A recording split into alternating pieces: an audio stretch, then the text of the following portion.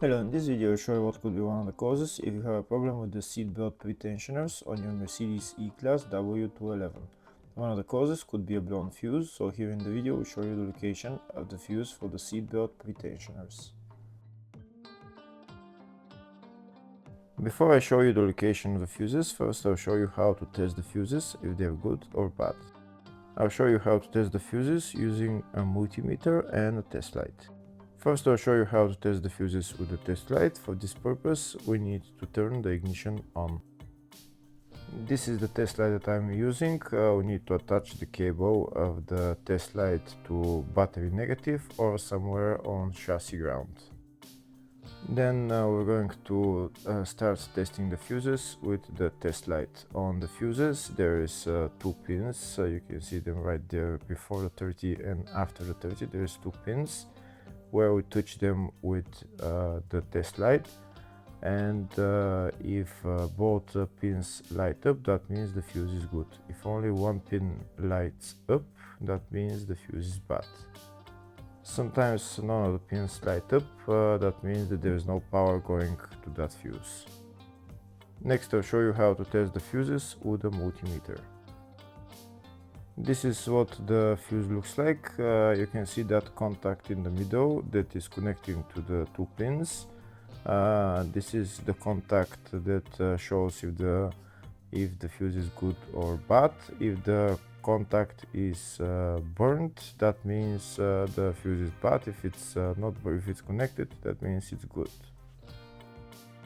When we test the fuses, we should measure resistance with the multimeter. So when we turn the multimeter on, we should turn it to 20k ohms.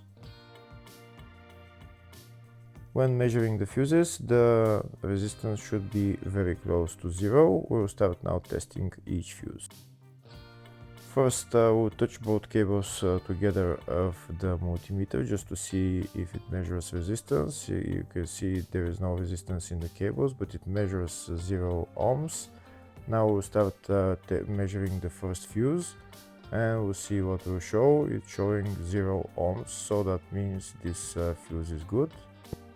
Next, to test the second fuse, it's showing 0 ohms, so that means that fuse is good. Now we'll test the third fuse.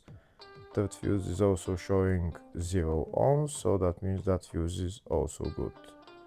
Next, we'll test the fourth fuse, and it doesn't show 0 ohms, it says 0L, which means open circuit. That means that fuse should be bad.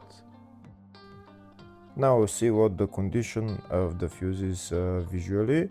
We can see that contact in the middle that's connecting to the two pins is broken, so that's why it's showing open circuit. That means the fuse is bad, so it needs to be replaced.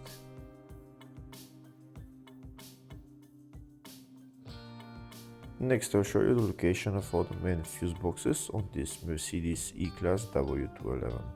There is one fuse box in the engine bay area. Its location is right there. This is the fuse box in the engine bay area.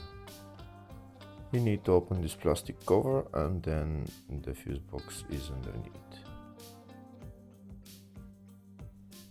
Next, I'll show you the other main fuse box, which is in the fascia. Its location is right there on the left side of the dashboard.